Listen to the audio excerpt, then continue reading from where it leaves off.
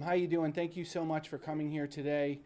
I'm sure as many of you know, this entire legislative session, the hemp industry has been under attack from our legislature to try to limit the amount of products that are available throughout the state. That bill in 2024 was vetoed by DeSantis. In 2025, it didn't even make it through the House and Senate. Unfortunately, today, we are here from another lawful hemp business that has been established here in the state of Florida for about 7 years. One of the first licensed hemp companies here in Tampa, who has been paying taxes for the 7 years on those products as well. My name is Michael Minardi. I represent proudly Mr. Danny Jones, who runs Smoky Jones LLC. It is a smoke shop and CBD shop on Hillsborough County that unfortunately on April 15th was raided by the Tampa Police Department. Now, this is one of the first times that I know of here in Hillsborough County in the state of Florida where one of these businesses has been raided by the police as opposed to inspected by the Florida Department of Agriculture. This is the first instance that they went in and took product and took money. They took over $200,000 worth of product, not only THC hemp flower that they tested, but a bunch of other things that they just assumed may have been illegal products, including dog CBD treats that tested positive allegedly, according to them. They emptied the business's cash register and his safe, put his employees in cuffs, and treated them like criminals. And they did all this without the oversight of the Florida Department of Agriculture. From our position, both on the state and the federal level, the law requires that before a licensed hemp entity is arrested or prosecuted for civil or criminal matters, the Florida Department of Agriculture is supposed to make a determination that hemp facility was acting more than negligently, was willfully trying to commit a crime by selling illegal marijuana. I can tell you this, Mr. Danny Jones was not doing that. Smoky Jones had the proper paperwork that Tampa Police Department decided to ignore, that all showed that these products were under 0.3% Delta-9 THC. Not only that, some of his packages were also seized and stopped at one point by the United States Postal Service as controlled substances. You know what happened to those packages? They opened them, they saw the testing results, and they forwarded them on to Smoky Jones. One of his charges, the charge that we're really here for today to set bond on, is importation of a controlled substance. This is a false and fraudulent charge under these circumstances. Number one, USPS passed this and said, hey, listen, this is a legal controlled substance. As we know, hemp on the federal level has not only been legalized, it has been removed from the Controlled Substance Act. It is no longer a controlled substance as long as that Delta-9 concentration is under 0.3%. And those are exactly the test results that Mr. Jones had. Furthermore, all of the companies that he was purchasing from were licensed operators in the states that they were operating in. The documents that came in the packages had the Texas broker's license, where he purchased the products from. What did the Tampa Police Department do? They ignored those certificates of analysis. They used their own testing. And the problem with their testing is, number one, their roadside testing does not determine the percentage of THC in a product.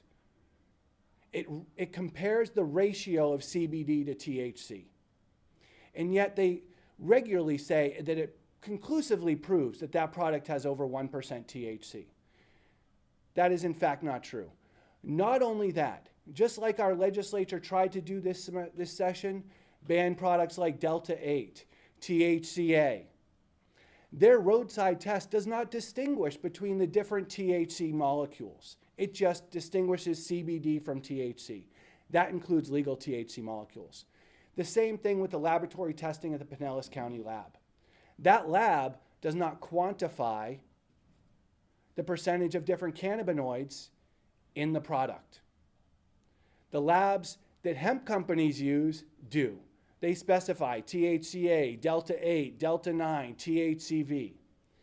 And because of this, They got a warrant. They said this is illegal marijuana because under our testing, it's showing up as illegal.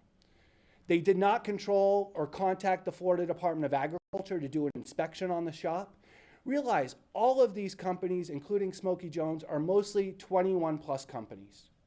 Not only that, they are subject to annual inspections by the Department of Agriculture. They pay $650 a year to the Department of Agriculture for that license, and they rely on them to protect them and to make sure that they are compliant with the law, not be arrested. The federal and the Florida Farm Bill both require a corrective action plan when someone is growing marijuana that tests hot, if they don't show that they're doing it intentionally. Mr. Jones should not have been singled out. He should not have been arrested and prosecuted, or potentially arrested and prosecuted. His money seized as a result of this. It's my position the next Commissioner of Agriculture has to stand up for hemp businesses and say, hey, listen, this is our jurisdiction. You can assist us enforcing these products, and you can go out to these stores, but let us know. They don't need a warrant to come in. All they have to do is walk into the store and say, hey, we want to see your products. We want to see your labels. They don't need a show of force and a SWAT team coming out and arresting people for operating a lawful business. So today he is here to turn himself in, to say, I'm going to face these charges. I'm not running. I'm not hiding. I'm a legitimate business owner, and I'm here standing up not only for himself, but for business owners throughout the state who are at any point in time subject to criminal prosecution for doing something that is federally legal.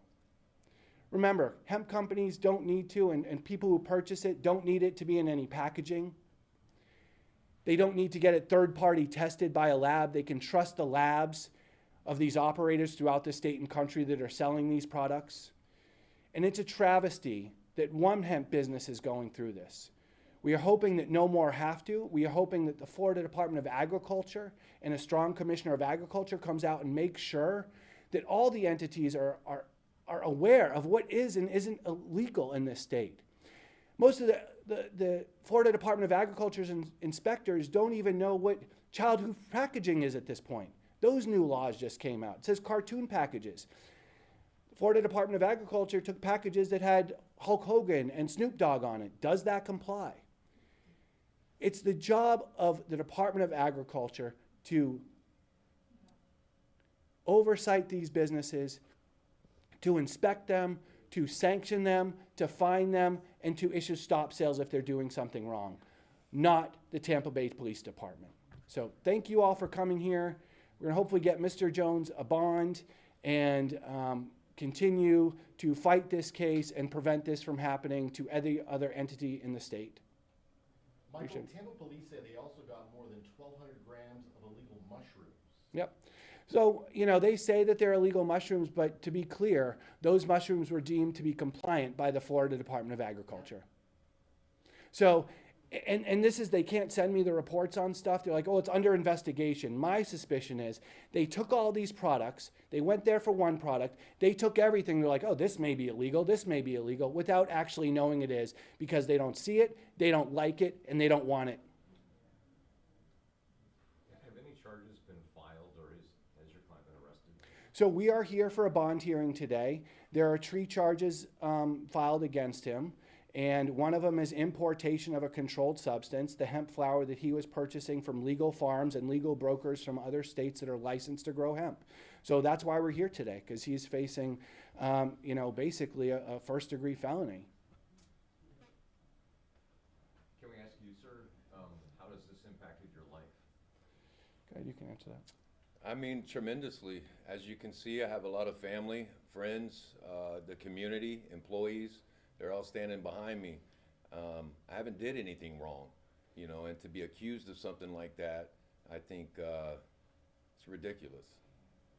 You know, this is a businessman opening and notoriously, they're not hiding, they're not sending stuff out the back door. They actually were part of, with Tampa, did a 4th of July event last year You know, so this isn't a situation, and this isn't a situation where someone's selling out the back door, trying to do shady deals or anything of that nature. It's a legitimate business selling everything through the cash register, taxing every item that they sell, and that money is going to the state and employing, you know, what are you, 20, 30 employees? Yeah, between 50 and 20 at a time, yeah, 15 and 20 at a time. So, you know, this is a legitimate business that does not deserve to be raided and persecuted. So, thank you very much. If the constitutional amendment for recreational use had passed, would we be standing here today? You know, I don't know about that. I doubt it. Or I don't know, maybe we would. You know, it really depends on why these people are enforcing these laws, whether or not this is a political agenda, or whether or not this is actually, you know, worried about, you know, people being, you know, in danger from these highly, you know, non-intoxicating products. So, Michael, did you say you're going to file a lawsuit to try to get the money back, get the product back, and stop this? Or? So it seems like they are going to drop the forfeiture, but we are going to file a civil lawsuit. We're working on that now, an injunction and declaratory judgment to kind of hopefully educate law enforcement throughout the state that, listen, the proper procedure is to go through FDACS, go through the FDACS procedures, let them make a determination. You can go out and you can enforce it, but don't raid them, don't SWAT them. Most companies who are in this situation, they'll have products sitting in their store for a year after FDACS comes out and says, hey, listen, this isn't compliant. You can't sell it. And it sits in their store for months before anyone comes out and takes it. Whereas here it's raided at once, seized, they can't sell it, they can't make any money off of it. And he called FDACS the day after the raid and had them come out and inspect all the products in the store. And many of the products seized by TPD were in fact legal. So, anything else? Thank you. Okay, appreciate you guys. Thank you.